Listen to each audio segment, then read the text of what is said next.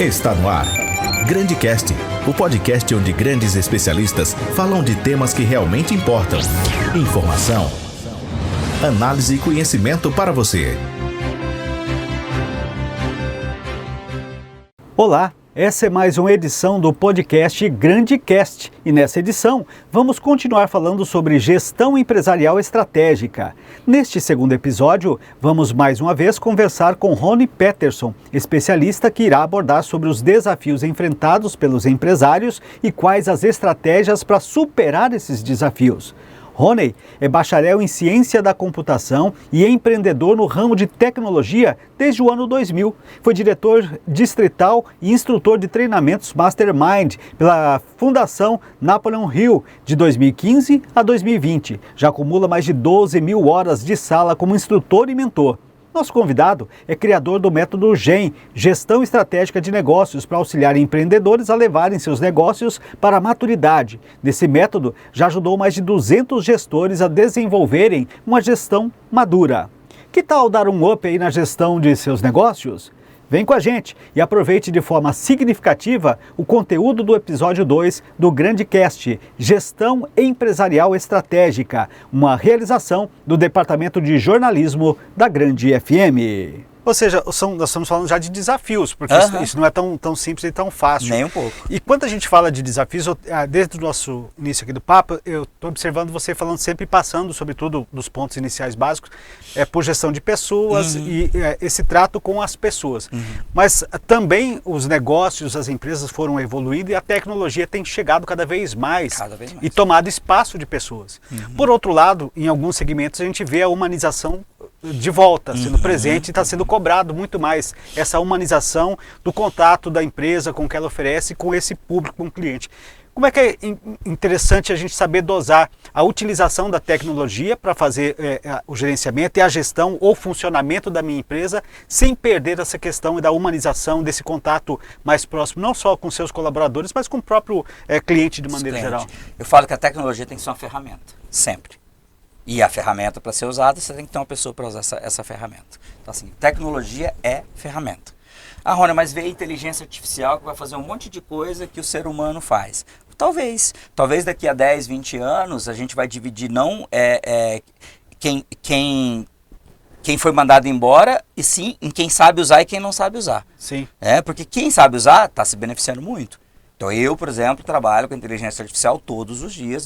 Nas duas empresas a gente usa muito. E eu não precisei mandar ninguém embora por conta disso. Sim. Ao contrário, a gente ficou mais competitivo. A gente entrega com mais velocidade e entrega com mais qualidade.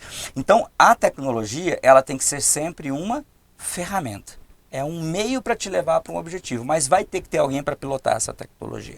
Né? Por mais que você talvez vai pôr um chatbot, um robô para fazer um atendimento. Só que até mesmo isso hoje em dia, os robôs estão sendo treinados para terem um atendimento mais humanizado. Para não ser aquela coisa como era antigamente no telemarketing, aperte 1, aperte 2, aperte 3. Hoje em dia existe um diálogo, mas no final sempre tem uma pessoa para poder auditar aquilo que está acontecendo, para garantir que isso seja mais humanizado possível. Mas isso, Paulo, a gente não está falando para os pequenos negócios. Sim. Né? Quem está se aproveitando dessa tecnologia com essa qualidade são os grandes. Os pequenos, uma boa parte deles nem sequer entrou ainda em contato com uma ferramenta de tecnologia como, por exemplo, a inteligência artificial. Ele está usando sem saber, mas ele não usa intencionalmente mais. Entendi. Ainda. A boa parte deles nem está por dentro disso. Pra você ter uma noção, nós estamos falando em 2025, tem empresas que até hoje não tem um sistema de gestão, não tem um software na empresa. Tudo no papel. Tudo no papel. Em 2025. Né? Olha o quanto evoluiu, né? Hoje a nota é eletrônica, tudo é eletrônico e tem gente ainda fazendo tudo no papel. Então, para você ver que a tecnologia em si, ela não substitui. Se a pessoa falar, não vou evoluir, ela não vai evoluir, vai ficar. E trabalhando tanto com empresários, você consegue elencar assim, os dois maiores desafios que você pode encontrar aí na gestão, principalmente dos pequenos negócios? Dos pequenos. O primeiro, sem sombra de dúvidas, é a gestão de pessoas. E quando eu falo de gestão de pessoas, é contratação. Esse é o maior desafio dos pequenos negócios. Primeiro, eles não são competitivos financeiramente, muitas vezes, para tirar alguém bom de um lugar e trazer para a empresa dele. Então, ele não consegue, sei lá, tirar um colaborador bom de outro lugar. Então ele precisa pegar as pessoas que na maior parte das vezes estão desempregadas. E aí o pequeno empresário, a maior parte deles não sabe selecionar. Então, São selecionados, eu costumo dizer ainda. O primeiro que aparece, eles contratam. Tem até um autor que eu gosto que ele fala assim que é o tal do tá pegando. A pessoa fala que o senhor tá pegando, e hoje tá. Aí ele deixa um currículo, você já contrata, entendeu? Pode vir amanhã. Ou pior, né? Você não tem um sobrinho lá pra me indicar? Você não tem um primo? Tem um primo, tem um sobrinho. Eu não indico ninguém nesse momento. Eu sobrinho não indico, não. Por quê? Porque eu sei que para você contratar, a pessoa ela tem que ter, né, ela tem que ter uma afinidade com a empresa de valores, de comportamento, de capacidade técnica para algumas áreas. Então a maior parte dos empresários, eles não sabem contratar. Então eles contratam o primeiro que aparece, porque eles estão no desespero.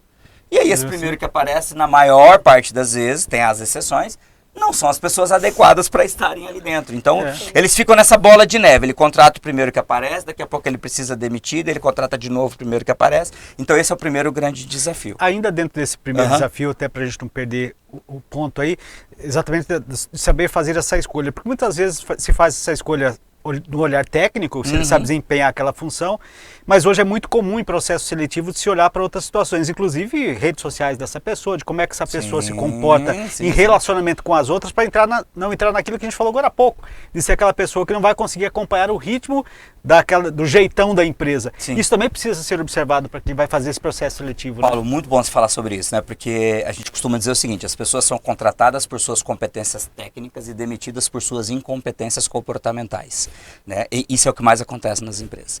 Então, quando você vai passar por um processo seletivo, o que a gente explica? Primeira coisa que você precisa ter bem claro: qual é o perfil ideal para aquela vaga que eu estou contratando. E aí, quando você pensa em perfil ideal, existem vários tipos, né, de testes e classificações. Em sala de aula a gente fala de um que chama-se DISC, que chama-se Assessment, né? O DISC é o quê? Ele é um padrão de perfil comportamental, onde as pessoas são divididas em 4 tipos de comportamento, e geralmente todos nós temos os 4, onde 1 ou 2 são mais, né, mais evidentes. Então o primeiro ponto é, para essa vaga, vou dar um exemplo bem simples. Eu estou contratando para o financeiro. Qual é o perfil ideal? O perfil ideal é uma pessoa que tem a facilidade com números, tem a facilidade com agenda, tem a facilidade com processos. Quando a gente olha para o DISC, o analítico ele é muito bom nisso. Então eu falo, puxa, então para essa vaga, uma pessoa que tem um analítico mais alto é melhor. Agora vamos pegar vendas. De repente você vai contratar alguém para vendas e talvez a tua empresa é aquela empresa porta a porta. Que a pessoa tem que sair, bater sola de sapato, porta a porta, empresa a empresa, casa a casa. Qual que é o perfil para uma pessoa que vai fazer isso? É uma pessoa que não tem problema em ouvir não, é uma pessoa que busca meta, é uma pessoa orientada por objetivo. Então, um perfil mais dominante é importante para um vendedor, nesse exemplo que eu dei, porque você pode ter vendedores analíticos. Aí o que a gente faz? Como a gente não tem essa consciência, às vezes a gente contrata um dominante e coloca no financeiro. Né? Ou a gente contrata um conforme e coloca na venda. E aí a pessoa não tem as características comportamentais que ela precisaria ter para performar naquela vaga. Então não adianta só olhar o currículo técnico, por onde ela passou, a formação que ela fez. Às vezes, Paulo, a formação que ela fez não importa tanto. O que eu mais conheço são pessoas com formação, por exemplo, em contabilidade, que você vai pôr no financeiro e a pessoa não performa bem. Formação em administração, você vai pôr na genética de um negócio e não performa bem. Então não estou dizendo que não é importante a faculdade, é que só isso não pode ser o critério, o currículo técnico. Você precisa pensar comportamento. E aí você falou um negócio legal. Hoje em dia, né, as nossas redes sociais é um livro aberto, né, da nossa vida. Demonstra então, um pouco do eu olho, e se eu não encontro, eu pergunto para o candidato: cara, eu não encontrei tua rede social, você não tem? Aí eu tenho, manda pra mim, hein? Eu dou uma olhada na rede social, até para ter mais ou menos uma noção de como é o perfil daquela pessoa. Porque isso é cultura, Paulo. Sim. De repente a pessoa, ela tem uma cultura muito diferente da sua, um padrão de comportamento muito diferente daquele que você espera. A chance de dar certo é muito pequena. Então, o pequeno empresário, às vezes, ele não tem essa consciência. E aí ele contrata o primeiro que aparece. E aí, isso nós estamos falando, a gente está falando dos desafios, você colocou como primeiro essa questão de gestão de pessoas. Aí, a gente entra para o segundo. O segundo grande desafio dos pequenos negócios é a gestão de fluxo de caixa. É caixa. A maior parte das empresas quebram por falta de caixa. E aí você fala, mas por quê? Aí tem vários pontos, mas eu vou pegar alguns que são essenciais.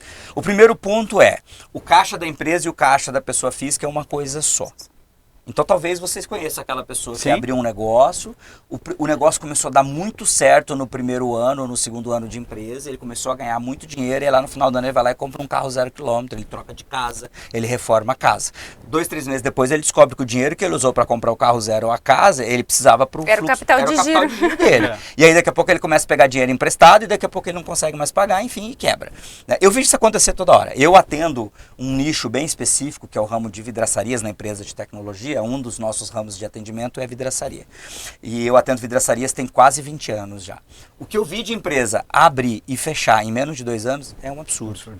E às vezes é o ex-funcionário de uma vidraçaria grande que eu já atendia, aí ele sai, aí ele abre a dele, me liga e fala, Rony, eu gostaria de usar o mesmo software de fulano. Aí a gente implanta o software para ele, 1 ano depois ele fechou. Você vai conversar com ele, mas o que aconteceu? Cara, não deu, não sobrou dinheiro, quebrei, faltou... Aí que você começa a conversar, você entende que o pequeno empresário ele não tem noção de gestão de fluxo de caixa.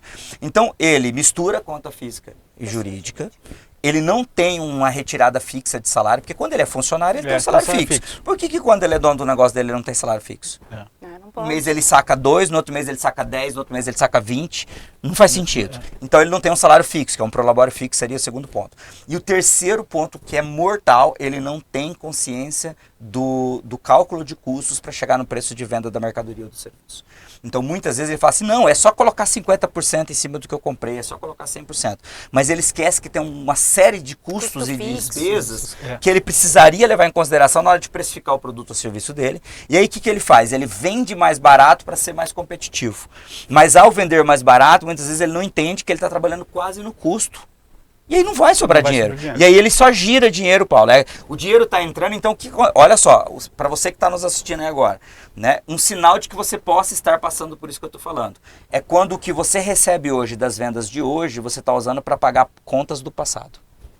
Se você está pagando contas lá de trás, você só está girando, porque você está dependendo de vender hoje para quitar o passado. Ou seja, se você está mexendo com produto, se eu vou vender essa taça, eu vou vender ela, o valor que eu vendi tem que ser o suficiente para que eu compre ela para poder vender. Só que muitas vezes o dinheiro, o lucro que eu estou tendo aqui, eu estou usando para pagar outras compras do passado, porque eu já não tenho mais dinheiro. Então, ele não tem uma noção de como precificar corretamente, e aí ele vende muito mais barato para ser competitivo e não tem lucro. Então, uma boa parte dos empresários não sabe com exatidão qual é o lucro da operação dele.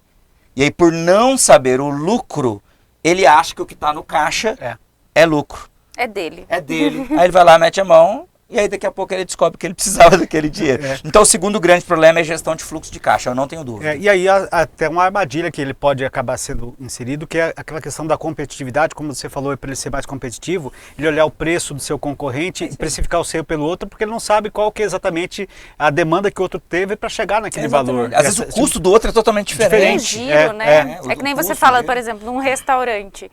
Você está dentro de um restaurante, às vezes a pessoa está vendendo a R$20 o prato lá, mas ela gira um número de pessoas ali por mês muito grande que justifica o custo fixo dela de funcionário, de aluguel, entre outros.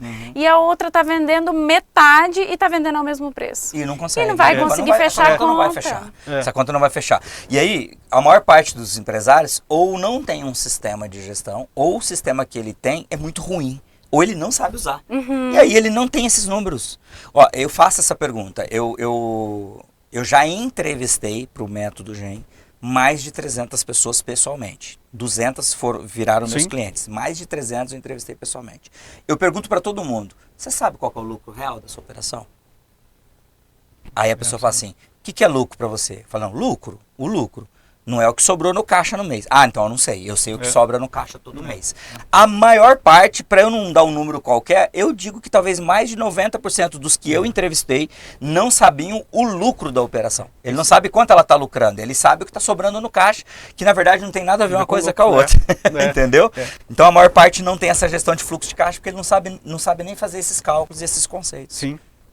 Você pode trazer algum caso de sucesso? Você falou no começo, né, um pouquinho sobre o supermercado que você atendeu, mas de algum caso que ficou muito marcado dentro desses 200 que já passaram pelo método, que você fala assim, nossa, esse foi um caso muito bacana e eu gostaria de trazer esse exemplo? Teve vários, mas tem um caso que eu inclusive utilizo até nas minhas apresentações comerciais, ela como case.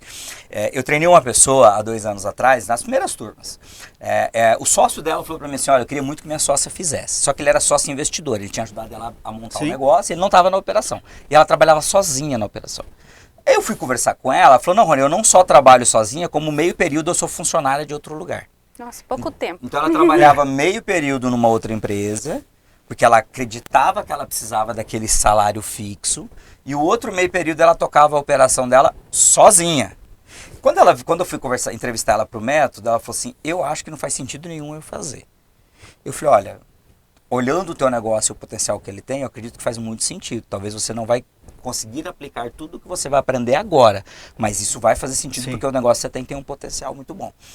Ela falou, tá bom, então eu vou fazer. O primeiro mês ela estava perdidinha. Todas as vezes que eu sentava para conversar com ela, ela falava, Rony do céu, eu tô perdida. Eu falei, calma, você vai entender aos poucos como você vai implementar isso.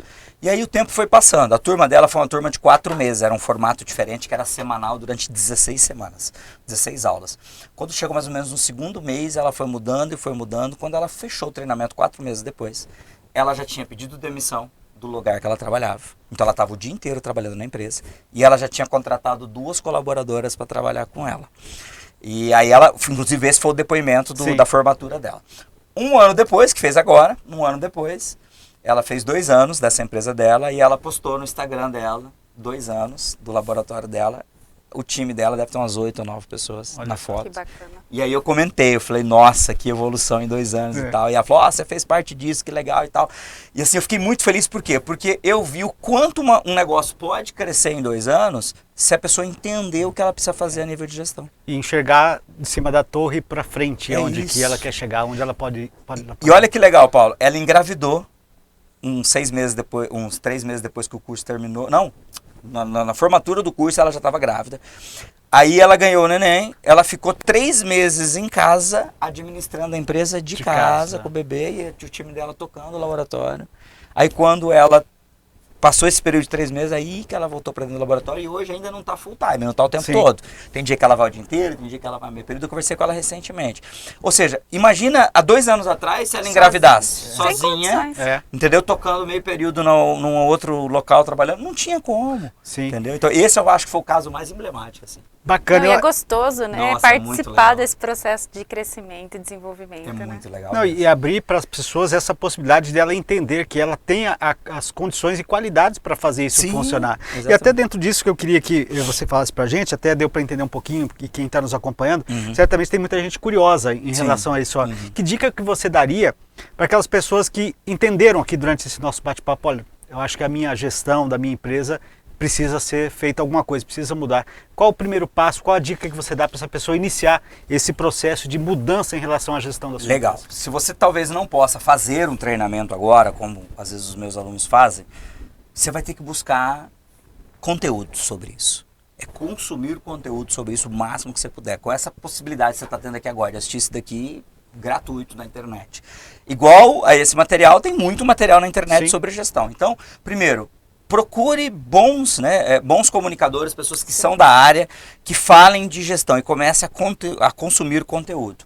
Né? Pega essas dicas de livros que a gente vai falando e que você vai ouvir, leia bons livros. Esse livro mesmo que você citou, ele é fantástico. Eu uso 5 livros no treinamento, o Mito do Empreendedor foi o livro que me ajudou a estruturar, mas tem livros maravilhosos do Jim Collins, igual Empresas Feitas para Vencer, Empresas Feitas para Durar, tem um livro do Gino Wickman chamado Ganhando Tração, que é muito bom, tem um outro livro que chama Segredos de Rockefeller. Então assim, tem 5 livros que eu utilizo, existem vários, mas esses 5 são os bases. Então leia bons livros, consuma conteúdo sobre gestão na internet, sabe? Se você ainda não pode fazer um treinamento presencial, faça um treinamento online de duração menor, focado só naquela base que você tem mais desafio.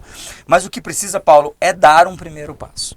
Porque a maior parte das pessoas, elas vão ter a consciência de que não está bom, mas nunca vão dar o primeiro passo. Sabe aquela pessoa que fala assim, eu queria muito começar a pedalar, mas primeiro eu preciso comprar uma bicicleta cara. Eu queria muito começar a correr, mas primeiro, agora eu não tenho dinheiro para comprar um bom tênis. Você tem que começar com o que você tem agora.